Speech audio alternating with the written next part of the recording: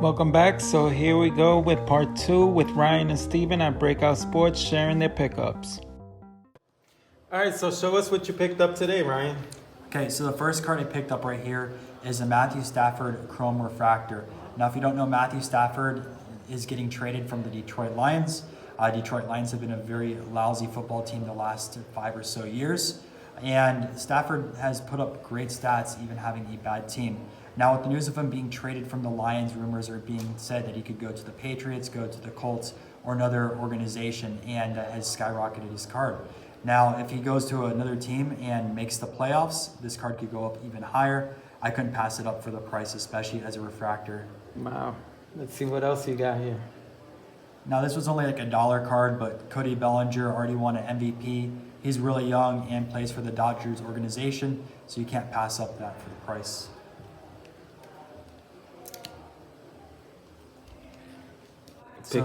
Picked up a Soto here. So those are more Soto Bowman Best rookie cards. One of them is a refractor. There's 2 normal base ones. Again, they're very cheap pickups. Soto prices have gone through the roof. And I actually really like Soto as a player. Very nice. See what you got here. So CJ Abrams, I was surprised this was in a $5 box. CJ Abrams is one of the top prospects in baseball. In my personal opinion, he's a top 5. If you look at him on the base path, he's a Ricky Henderson with that type of speed. And then he has a really high batting average potential along with decent power. So he could look like someone that could steal 40, 50 bases, still at 20 to 25 home runs.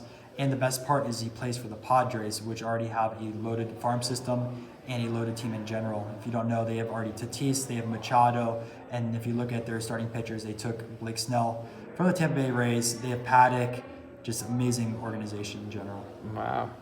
Let's see what you... Oh. Now this is a Larry Fitzgerald rookie card. Unfortunately, with football, wide receivers are very, very undervalued. Fitzgerald is a top 5 wide receiver of all time, so I have made sure to pick up that card. Nice. So funny enough, I actually picked up this Bobby Orr last time at the show. I graded it SGC 9, but Bobby Orr is one of your top 3 hockey players of all time, and anytime you can find a card in great shape at a low price, I decided to pick them up. Very nice.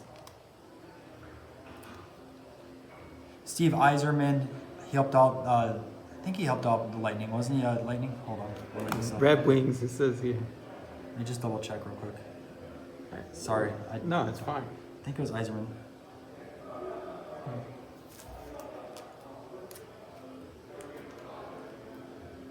Yeah, he was Lightning. I can't remember.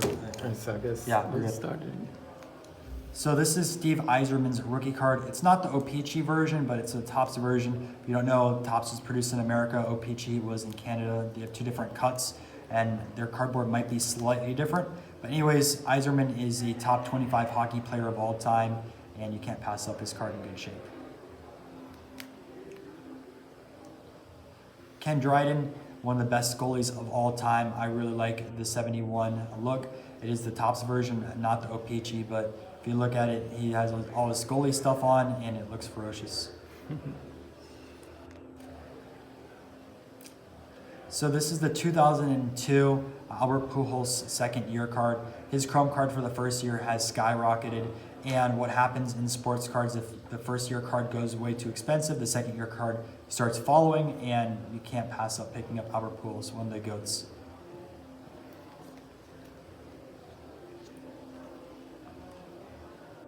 So these 3 are just some jersey cards that I picked up for about $1 or $2 each. I have Chuck Liddell, Clayton Kershaw, and then Wade Boggs. Can't really pass up Hall of Fame caliber players, super cheap.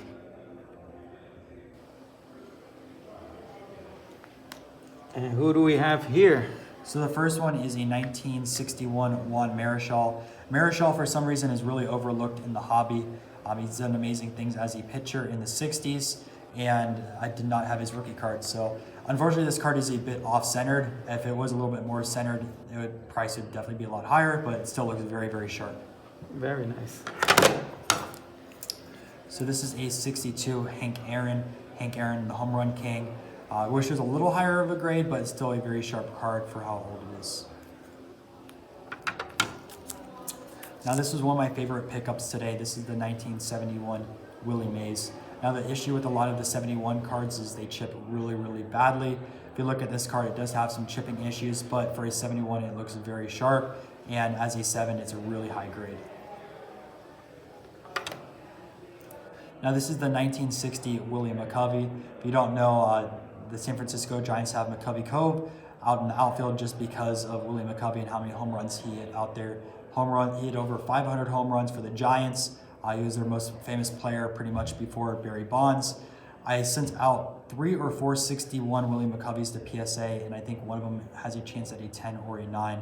So this complements that card. And then I got the Ernie Banks rookie card. I actually ended up trading for this today. Traded, I think, 5 or 6 cards along with cash for this card. I wanted it for a long, long time. It's just very iconic looking. It's the same set as the Aaron rookie card. As the Aaron card increases in price, so Ernie Banks, because they're the same set and people want to have both of them. Best Cub that there has been. And this was like a last minute pickup for the card show today. One of the dealers had this on their table. Technically, I guess it's considered my first Lou Gehrig card, but very, very affordable for what I ended up getting it. This was a 1936, I believe on top of my head, Wheaties box that someone cut out and got authenticated. Wow. And Steve, this is what Steve holding. Yes, sir. So we're going to start it off. I got one of the, it's kind of a triple card, but it is a Cal Ripken rookie card from 1982, I believe. And I think it's a really cool card. I got it for a great price. And it's one that I do have one of already. And it's a card that, to be completely honest, I might use to trade towards another PC card, but I haven't decided that yet. If not, I would definitely love to just keep this one in there because it's a beautiful card.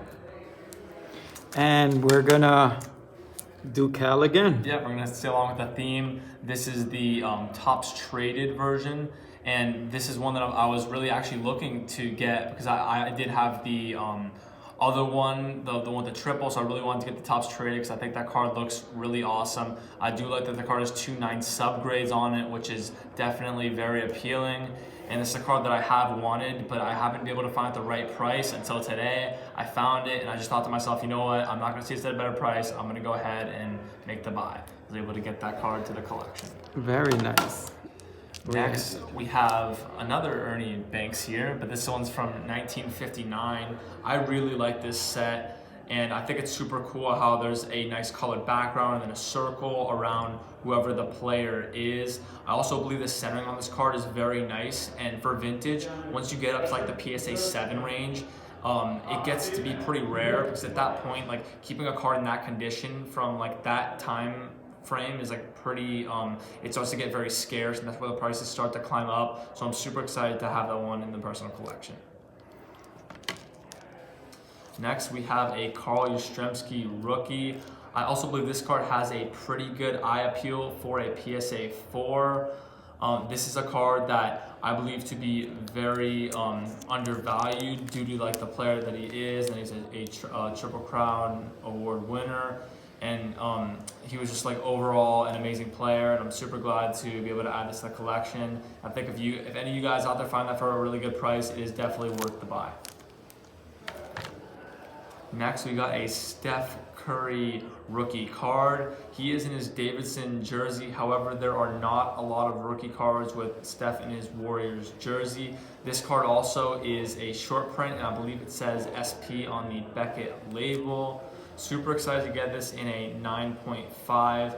I do think this card is very interesting, as in, I don't know, Steph Curry's like rookie cards, there isn't one of him with the blatant jersey on it, but it's still a super nice card, and I do like short print stuff, so I'm very happy to have this and like grateful to add it to the collection because I actually do not have a Stephen Curry rookie until now.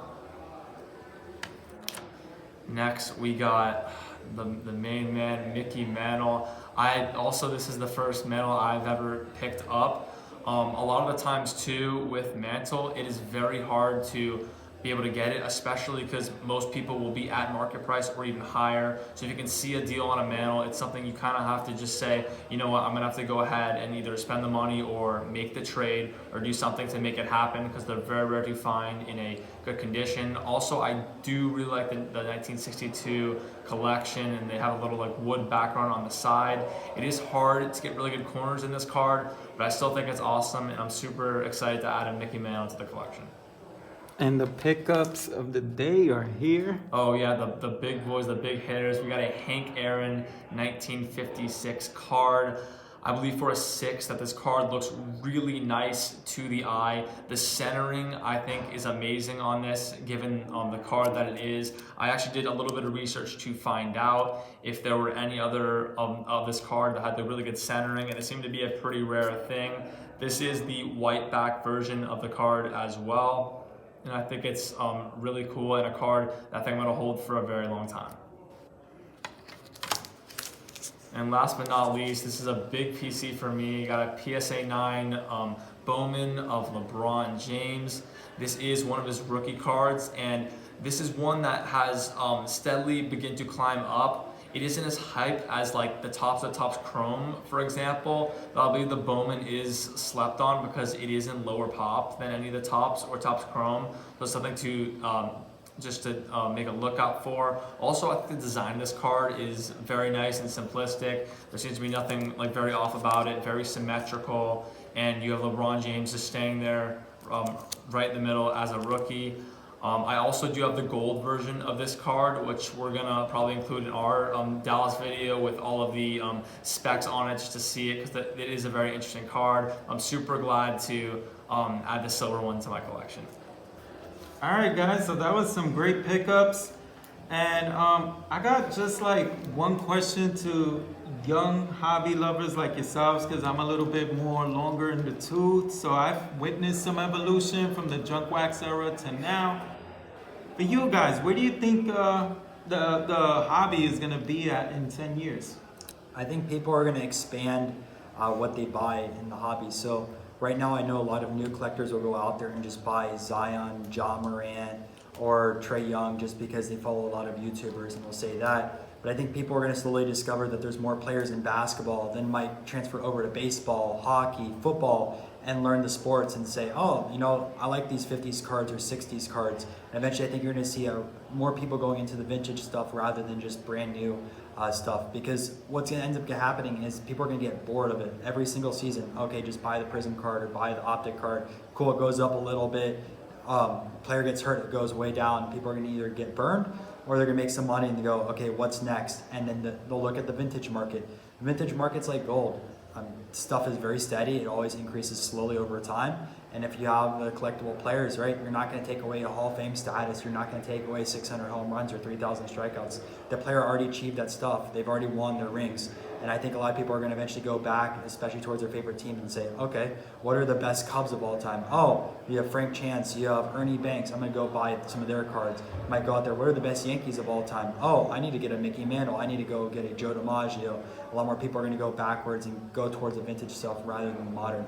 Don't get me wrong, I think there's always going to be an influx of people going out there and buying modern stuff, but you'll see the people that are in their 20s now or 30s now go backwards. And Steve, where do you think it'll be at in 10 years from now?